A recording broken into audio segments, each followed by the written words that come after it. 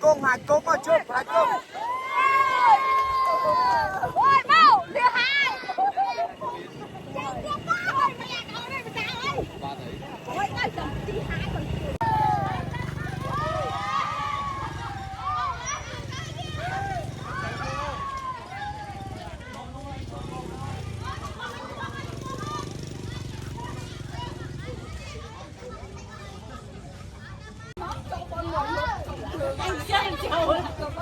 Anh châu này con anh ăn uống với con ăn châu không ăn